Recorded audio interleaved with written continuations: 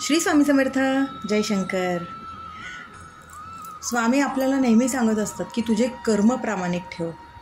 तुझे कर्म प्रामाणिक असेल तर तुला कुठल्याच संकटांना हसत सामोरं जाता येईल किंवा त्यामध्ये माझी सोबत नेहमीच असेल आणि मी तुला कुठल्याही संकटातनं बाहेर काढेल.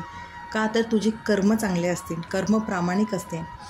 पण कधीकधी अशीही चूक आपल्या हातून झाली नाही पाहिजे की त्यामुळे आपल्याला त्रास होऊ शकतो. आणि ती चूक म्हणजे एखाद्याच्या कर्माचा आपण हिस्सा होणं. म्हणजे आपण तर आपले कर्म चांगले करतच असतो, पण कधीतरी आपल्याकडनं अशी काही चूक होते ना की ज्यामुळे दुसऱ्याच्या कर्माचाही भोग आपल्याला भोगावाच लागतो. उदाहरण म्हणजे एखादी व्यक्तीचे कर्म खूप वाईट असतील, तिने खूप काहीतरी वाईट कर्म केले असतील आणि त्याची शिक्षा महाराज किंवा दत्त महाराज त्यांना देत असतील, ती शिक्षा भोगत असतील, त्यांच्या कर्माचं प्राक्तन महाराज त्यांना भोगायला लावत असतील आणि आपण त्यावेळेला त्यांची ती परिस्थिती बघून आपल्याला वाईट वाटत असेल आणि आपण त्यांना काहीतरी उपाय सांगत असू किंवा त्यांना त्या कर्मातनं त्रासातनं बाहेर येण्यासाठी मदत जर करत असतो तर तीच सगळ्यात मोठी चूक आपली असते. आपल्यालाही माहीत नसतं त्यांच्या कर्माचे काय भोग असतात, पण आपण ते बघणंही गरजेचं आहे की या व्यक्तीने तिच्या भूतकाळात काही पापकर्म केले आहेत का, तिच्याकडनं काही चुका झाल्या आहेत का, तिच्याकडनं कुठल्या वयस्कर माणसांचा अपमान झाला आहे का, कुठल्या तरी व्यक्तीला तिच्याकडनं अपशब्द गेले आहेत का. कितीतरी गोष्टी असतात की ज्यामुळे त्या व्यक्तीच्या कर्माचा कर्माचा हिशोब दत्त महाराजांनी केलेला असतो, स्वामींनी केलेला असतो आणि त्याचे भोग ती व्यक्ती भोगत असते.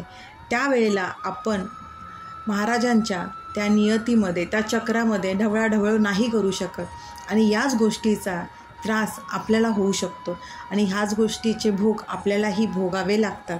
हे अनुभवलं आहे की याचा त्रास किती होतात. दत्त महाराज, आपण चांगल्या मनाने त्या व्यक्तीला मदत करायला जातो, पण आपण महाराजांच्या नियतीमध्ये, महाराजांच्या चक्रामध्ये ढवळाढवळ करतो आणि साहजिकच त्यावेळेला दत्त महाराज म्हणतात किंवा स्वामी म्हणतात, खूप पुळका आहे ना तुला तिचा किंवा त्याचा, मग आता त्याच्या कर्माचा भोग तू पण भोग.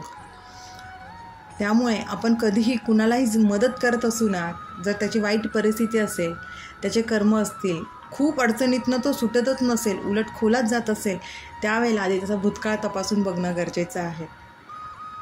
कारण का दत्त महाराजांच्या या कर्माच्या चक्रात कधीच पडू नये. महाराज अगदीच अति झाल्यानंतरच कर्माचा पाढा वाचायला घेतात आणि त्याप्रमाणे ती शिक्षा ठरवून देतात.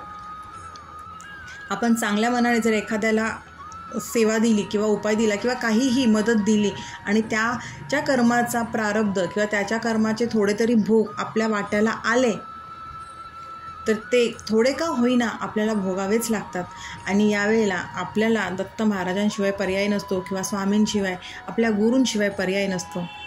कारण याच गोष्टीचा खूप भयानक अनुभव मी स्वतः घेतलेला आहे की समोरच्या व्यक्तीचे पापकर्म थोडेफार माहीत असल्यामुळे, पण अति पापकर्म माहीत नसल्यामुळे किंवा भूतकाळ जास्त माहीत नसल्यामुळे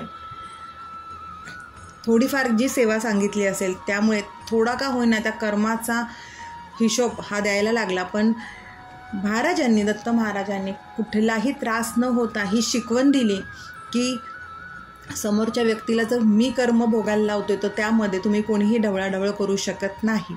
ही शिकवण दत्त महाराजांनी, स्वामींनी, सगळ्यांनी दिलेली आहे आणि खरंच ही शिकवण खूप मोठी आहे. ही शिकवण घेण्यासाठी मला मानवरूपी गुरूंचा हात धरून या महागुरूपर्यंत पोहोचावं लागलं आहे. आणि अशा वेळेला आपले महाराज मदत करतातच आपल्याला.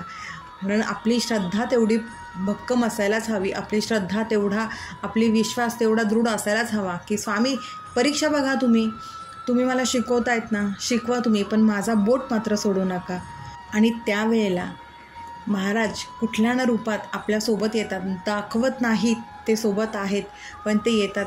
ज्या व्यक्तींना आपण ओळखत नसतो, ज्या व्यक्तींना आपण पाहिलेलं नसतं, त्या व्यक्ती आपल्यासोबत आपल्याला आधार द्यायला तयार असतात. ही महाराजांची योजना असते. पण जेव्हा माझ्यावर ही वेळ आली होती ना, तेव्हा महाराजांनी एक मुलगी आणि तिचे वडील ज्यांना मी ओळखतही नाही, ज्यांना मी कधी पाहिलंही नाही, असे हे दोघं माझ्या मदतीसाठी तयार होते. अशी महाराजांची योजना असते ना.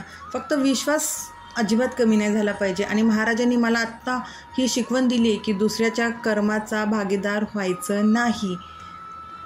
त्याचे कर्म बघावे आणि त्याला मी दिलेली शिक्षा आहे ती त्याच्या कर्मानुसार असते आणि त्या शिक्षेमध्ये कोणीही मध्ये पडायचं नाही.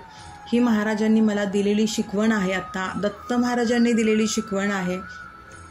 आणि इतका म्हणजे भयानक अनुभवही आहे आणि सुंदर शिकवणही आहे. आयुष्यात काहीही करावं पण कुणाच्या कर्माचा भागीदार मात्र कधीच होऊ नये. आपण आपले कर्म तर प्रामाणिकच ठेवावेत, पण दुसऱ्याला मदत करताना त्याचे कर्म आधी बघून मगच त्याला मदत करावी. किंवा त्याला कुठला उपदेश, संदेश, जी काही सेवा असेल ती आधी त्याचे कर्म बघूनच द्यावे. आणि खरंच अनुभव सांगतो की आयुष्यात मानवरूपी गुरु असणं अत्यंत गरजेचं असतं. क्षणाक्षणाला आपल्या गुरूंचा बोट धरून चाललो ना की कुठलंही संकट असू दे, कुठलीही समस्या असू दे, कुठलंही मोठं वादळ येऊ दे, आपण डगमगत नाही. आणि आपण मानवरूपी गुरूचा बोट धरून आपल्या या महागुरूंपर्यंत, आपल्या स्वामीरायांपर्यंत, दत्त महाराजांपर्यंत पोहोचतोच. आणि सगळ्यात मोठं कर्माची शिक्षा हे दत्त महाराज देतात म्हणजे देतात. आणि त्या फेऱ्यामध्ये कधीच कोणी पडू नये. म्हणूनच कुणी आपली मदत करण्याच्या ऐवजी आपणच आपले कर्म व्यवस्थित करावे. आपल्याकडनं गैरवर्तणूक, अपशब्द, वयस्कर लोकांचा अपमान, त्यांची हेळसांड, अपंग व्यक्तींचा अनादर, कितीतरी गोष्टी असतात किंवा अपशब्द, ह्या गोष्टी आपल्याकडनं झाल्याच नाही पाहिजे. जर आपण ह्या गोष्टी जर चांगल्या ठेवल्या ना तर कुठलंही पारायण, कुठलीही सेवा नाही केली तरी चालेल. आपली माऊली आपल्यासोबत राहते. फक्त कर्म, एवढा विश्वास दत्त महाराजांनी, स्वामींनी मला कर्मावर ठेवायला शिकवला आहे ना की तू कुठलीही सेवा करू नकोस, फक्त कर्म प्रामाणिक ठेव आणि गुरूंवरती विश्वास ठेव. कुठल्याही संकटात सापडू दे, अलगद बाहेर काढतात. केसाला धक्का न लावता अलगद बाहेर काढतात. हा अनुभव आहे. त्यामुळे कर्म प्रामाणिक ठेवा. कर्म हे अत्यंत महत्त्वाचे आहेत. कुठलीही सेवा करू नका, पण कर्म प्रामाणिक करा.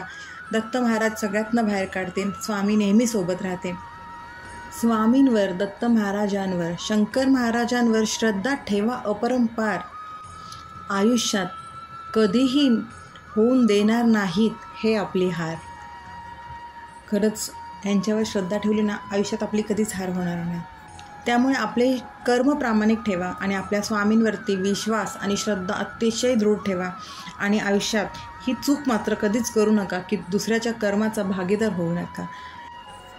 गुरु जेव्हा शिक्षा द्यायला येतात ना तेव्हा त्यांच्यामध्ये कुणीही येऊ शकत नाही.